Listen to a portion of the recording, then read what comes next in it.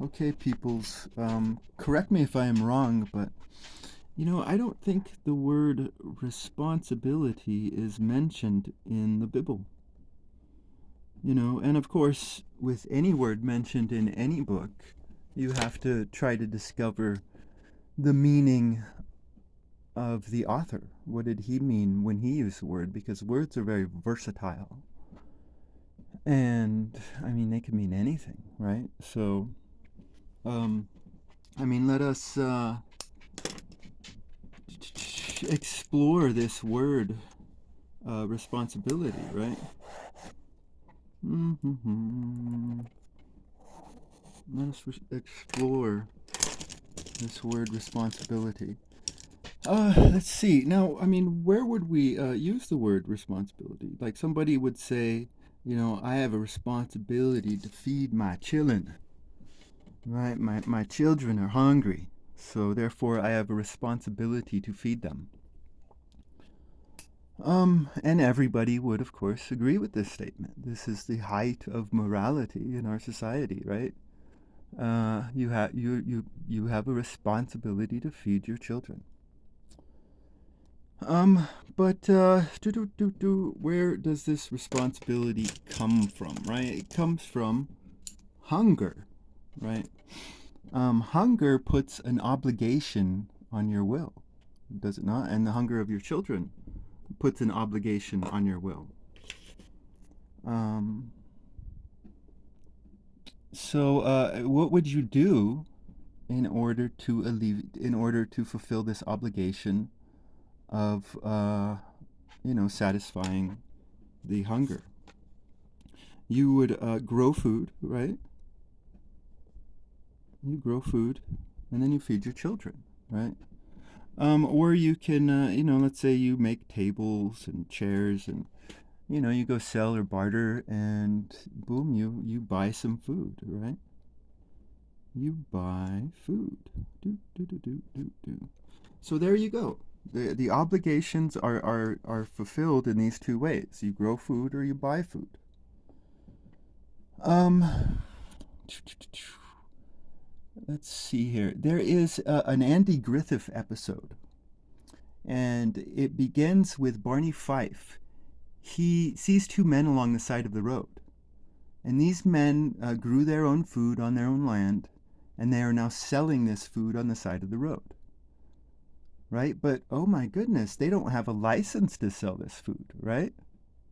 What is a license? It is economic privilege, right? What is economic privilege? Economic legal privilege other than aristocracy.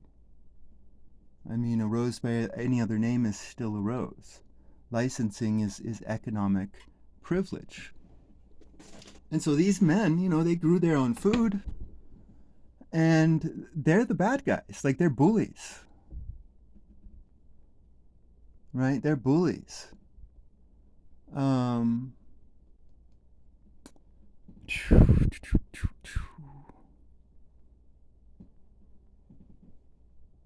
so now let's talk about or yeah, this episode obviously shows Andy Griffith praising tyranny, right? It is crazy, right?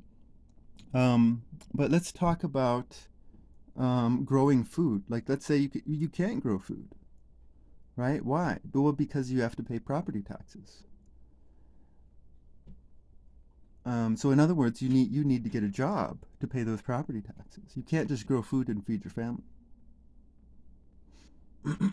um, so oh my goodness, what's entering in here? There's in this obligation to satiate hunger, there is more and more stuff entering in and being added on to this obligation, is it not? But property taxes, that's an oxymoron. If you buy something, that's your property, and you don't have to keep paying for it. If you keep paying for something, then you're renting it. Property taxes is just simply an oxymoron. And it puts a obligation on your will to get a job. You can't just buy food. I mean, this Andy Griffith episode shows that, right? You can't do it. You can't buy food and you can't grow food because all these other obligations are being added upon all this. I mean, you have to pay your phone bill, right? And what are the phone companies other than cartels slowly merging into a monopoly? Right? And because it's a cartel, you're going to be paying more money for the service, for the goods and services. And you're going to be getting lower quality goods too. So boom, you have to pay your phone bills too, right? So we see all of this. So I mean, oh my goodness, I mean, here we see here the difference between love and responsibility. Do we not?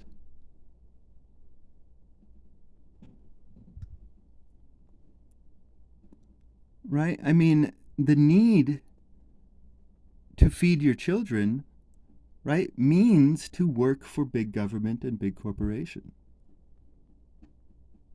Right? Responsibility is the obligation of your will. Right? This is really a sanctification of slavery. I mean, it's just that simple. Right? Responsibility is the sanctification of slavery, right? Responsibility is a false virtue that tricks you into working with rigor, right? I mean, we've heard that term before. To work, you get yourself to work with rigor, right? Ooh. The wise men are getting you to work with rigor with a false virtue, right? Because all you need is love. Like, if you love your children, you're going to want to feed them. Oh my goodness. Oh my goodness.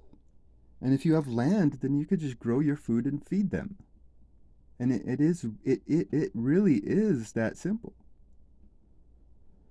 I mean, if you've ever grown food before, I was just on a farm a couple years back, and oh my goodness, like there's so much abundance. Scarcity is being artificially created by Andy Griffith and Barney Fife. Men who valiantly defend tyranny. Right. So I mean, this is two different types of hunger here. Right. This is a hunger that kills your identity. Right. But this is a hunger that sets you free. I mean, love and freedom, they go together. Right? Love is binary. Right? Your heart is either loving or not. And if your heart is loving, you can express your love in an infinity of ways. And another person should never tell you how to love them. That is pathetic. You have all these parents out there who are planning out the lives of their children. Disgusting parents. I mean, another person should be a surprise. You should look at them with wonder and awe. Love and freedom go together. Responsibility and freedom do not go together.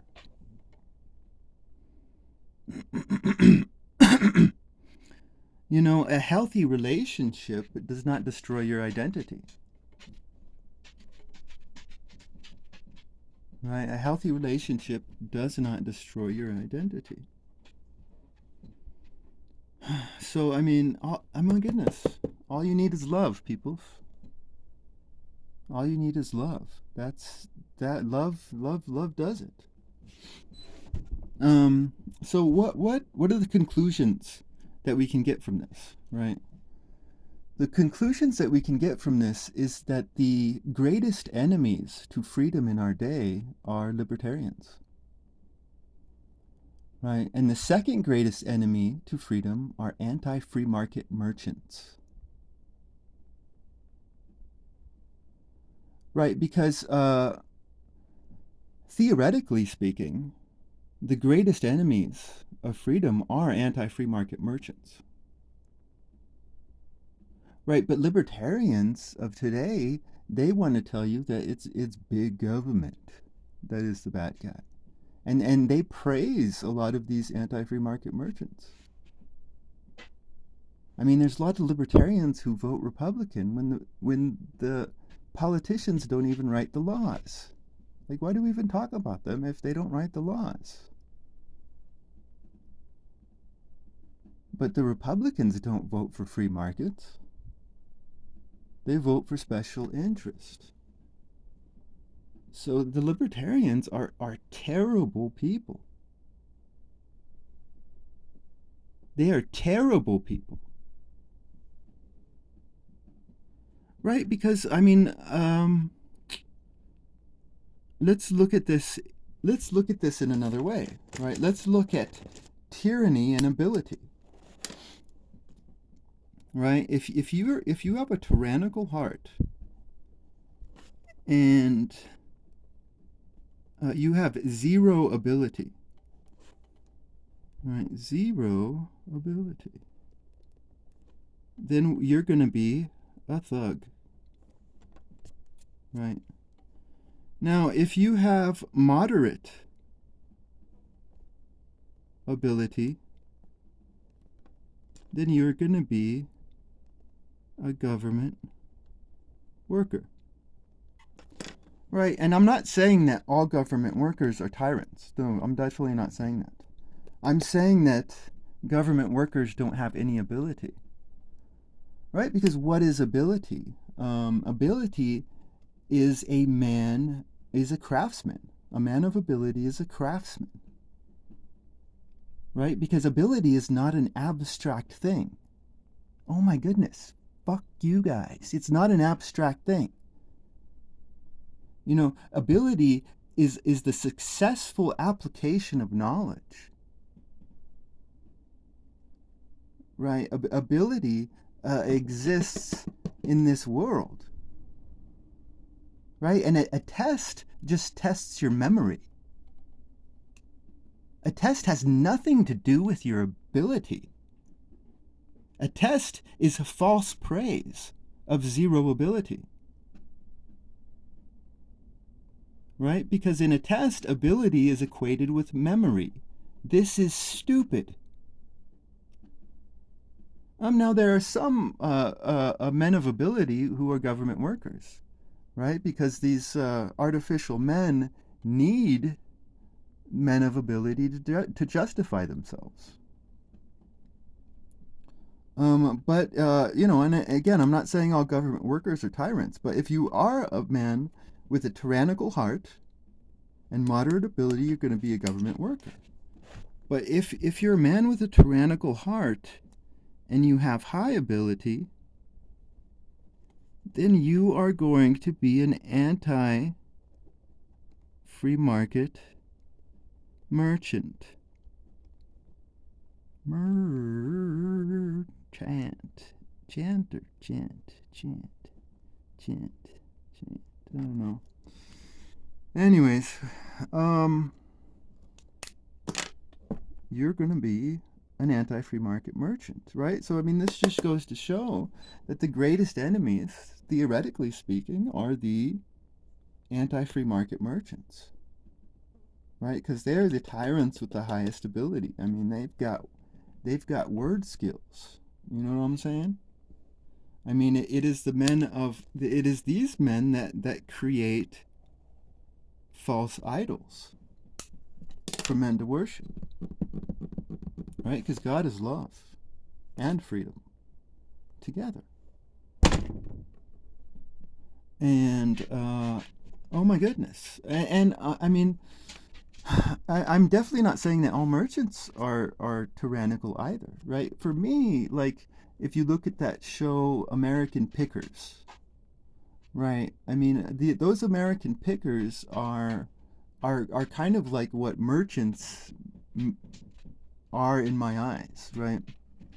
These are men of knowledge, education, and they have a love of history.